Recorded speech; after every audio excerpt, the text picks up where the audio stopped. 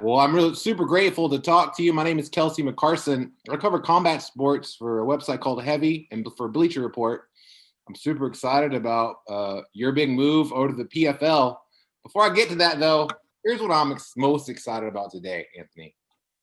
This picture of you with these crazy birds.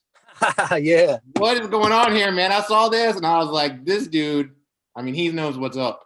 Bro, that's in Dominican Republic. I went there for the holidays, and I actually they finessed me, man. It's like these guys on the beach with like these birds.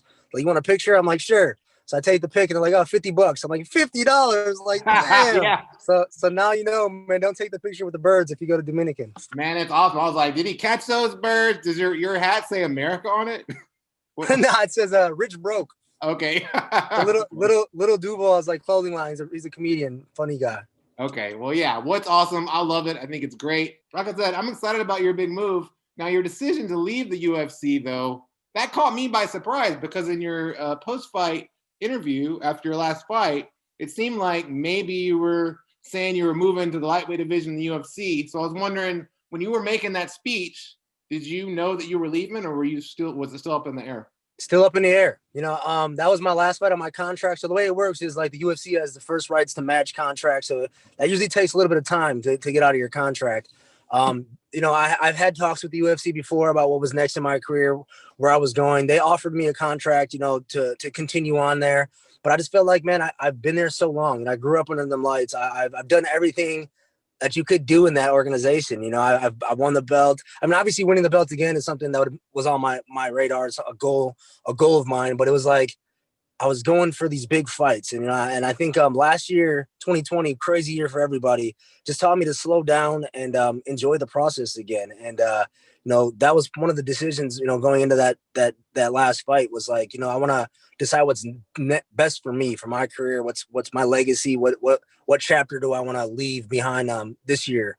And, in the UFC, I just been going from big fight to big fight to big fight, dropping down 145 pounds, 170. And I've done so much over there. Well, you certainly have. You're just an incredible career you've had already. Now you're moving over to PFL, and man, there's a lot of money in that organization, a lot of smart people. They're signing a lot of big names like you and some other people. Why that organization over? I'm assuming you had other offers. Definitely, yeah, I definitely had all the offers. The biggest, a couple of reasons why. One is their platform. They're on ESPN. They're going to be on the same network that I was already fighting on. Two is their format. It's a season. I think in the UFC and other organizations, it comes down to a lot of politics. Who gets title shots? Who gets who gets to the big show? Who gets like the big fights? And I've done that for so long in my career of like, I'll fight this next guy, but then look out for me on the next fight. Or like, I know how that game works. And their format is a season. I know I have 4 fights next year. I have the potential of winning $1 million on top of all my fight purses. And then I have the same platform, and I get to be the face of that organization. I think they got some big names. Obviously Rory McDonald, Fabricio Verdum, but I think me, and I'm taking it personally, like I'm the person that's going to carry this flag for this company. So I need to make it onto some ESPN top 10 playlists. I got to do some big things over here, and they're giving me like a partnership opposed to an employee boss role. Yeah. And so it sounds like that had a lot to do with it. Also, it sounds like the tournament format excites you. I know to me, when I look at the PFL, that's awesome to me, how they put everybody in those tournaments and give you hey, it's $1 million purse if you win the whole thing. That sounds great. 1,000,000%, man. Yeah, I mean, like knowing when I'm going to fight and not like having like living in the UFC mindset, bro, you got to be ready whenever. Like opportunities pop up like this. So it's like you never know when you're going to have a 2-week weight cut, a 10-day weight cut, a 3-week weight cut. So it's like, knowing when I have my fights, they're set up. I have the season format, and it's my job to perform and win to make it to the end. So that was like another big reason of me like calming down this year and taking my time and a new approach. Are there any, do you have any regrets? Like, you had a great career, man. So, but I'm wondering, like, is there something that you wish would have happened that didn't happen, or something you look back at and wish you could change? You know what? I definitely always wanted to fight Conor McGregor. We were so close, like around the same weight classes, and his success, and it's very close to happening. And that never happened. So it was like that was one of the fights I've always wanted. A lot of them losses that I took, it was like just the mindset of me going to them training camps. So in 2020, I got a sports psychologist, you know, and my whole career I was against it. You know, I was like, yo, I'm a man. I don't need that, and you know, no one's gonna get in my head. And then you know, 2020 hit, and I'm like, yo, let me just try it, give it a try. And man, it opened my mindset up to a whole different approach in life. You know, just like slowing things down, making decisions not with emotions attached. And you know, in a lot of my fights, when I look back at it, I'm like, yo, a lot of them fights I said yes to, it was emotions attached. And I was like, yo, I want to get this back, or I want to get this title shot. It wasn't like, oh, that's the next best move for my career. And you know, being woke to that side of that mindset, and understanding like not having emotions attached to decisions, you know, really that was a big decision, you know, why I took this route instead. And I also I feel like other fighters are going to be looking at me like, hey, you know, you made a crazy career move. You know, the UFC took care of me so much. I was on the cover of a Wheaties box. Nothing bad to say at all about the UFC, but you know, there are other opportunities and other options out there. And I think me, you know, doing this is like gonna have a lot of other fighters like, hey, you know, let me look see what else is out there. That's one of my favorite things about covering combat sports. Before I covered MMA, I covered boxing for 10 years. But what I found in covering combat sports and going to the gym, being around fighters and trying to train with fighters and learn all that stuff is that the stuff that I learned there helps me in my everyday life too. And what you just talked about is something I just learned last year in my life is that I didn't have to make emotional decisions. Man. So that's really great, man, because that means that not only does it help you in your career, but in your whole life. Oh, man, it's so great. Like, honestly, so like when I start in January is when I started speaking to, you know, sports psychologists, and him opening up my mindset to like these books and like these just a different way of living life and having a different mindset.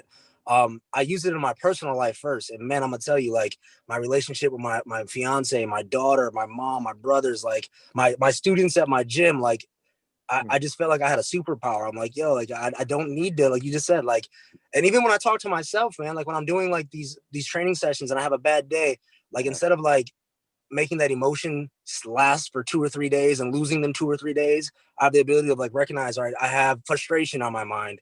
Why am I frustrated? What can I do about it? And today, the next session is a new session.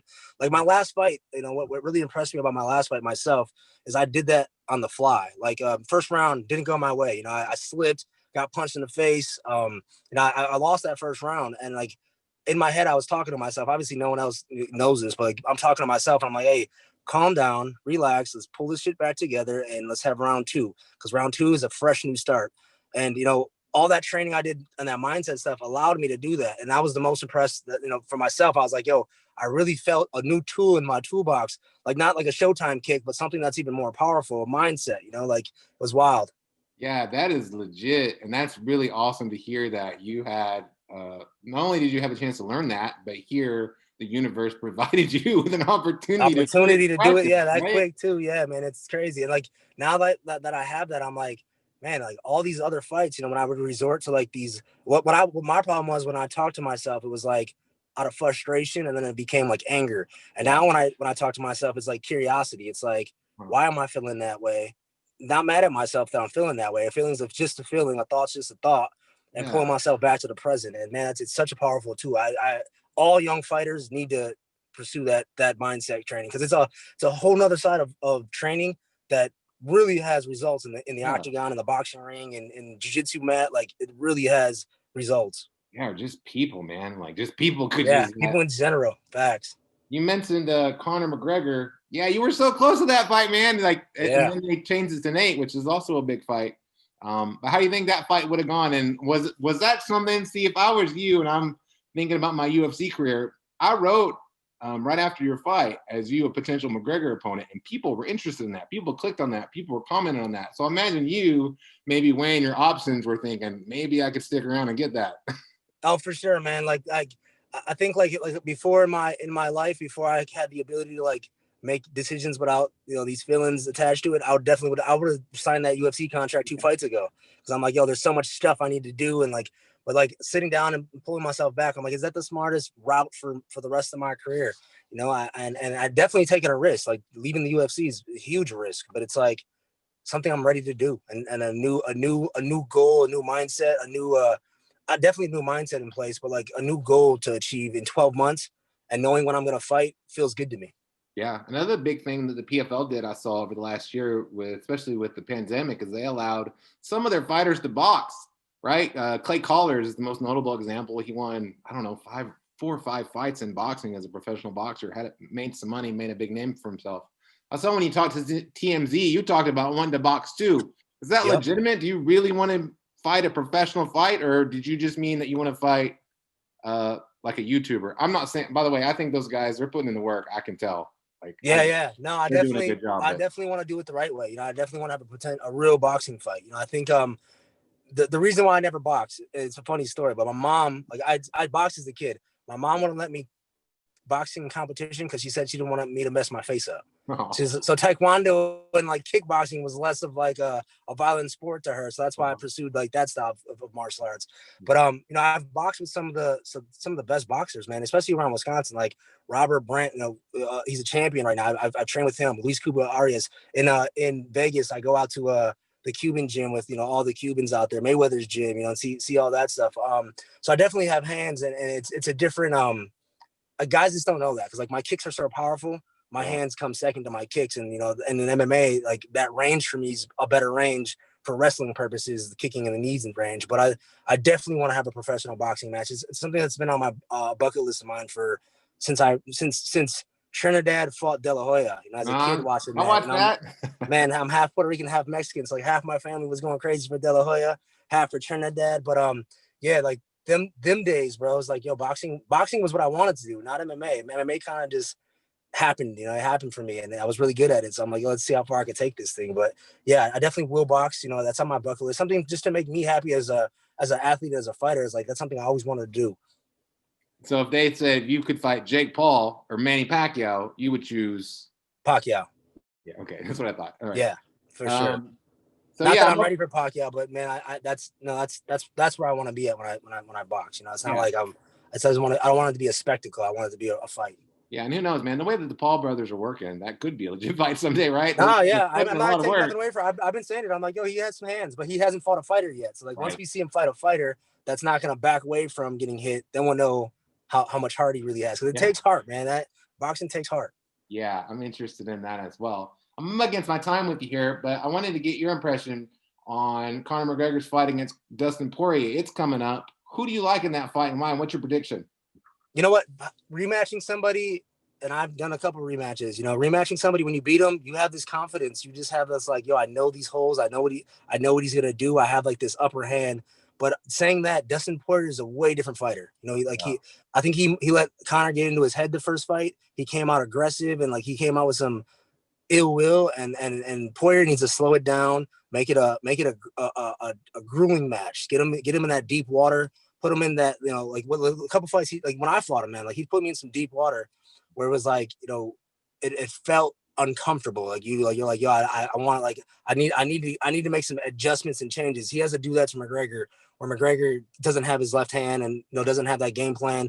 Fighting a southpaw versus southpaw already is kind of awkward. So like I think that left hand ain't as powerful as it is against the orthodox side, but if Dustin can calm down, attack this fight slowly and smart, I think I have a way better result.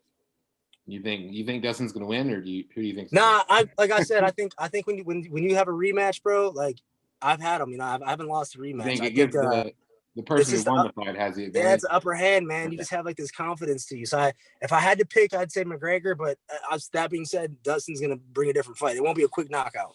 Okay, and at the end of this year, prediction for your own career, are you going to be the PFL lightweight champion? I'm gonna have another belt to add up to my mantle, bro. I got the WEC one, I got 2 UFC ones, and I'm about to add that PFL one. That's a lot of belts. I'm super excited for you. I can't wait to watch it. It's a big deal, PFL, and especially now that they got you, brother. I really appreciate the time with you. Hell yeah, I'm excited about it, bro. I'm gonna carry that flag hard.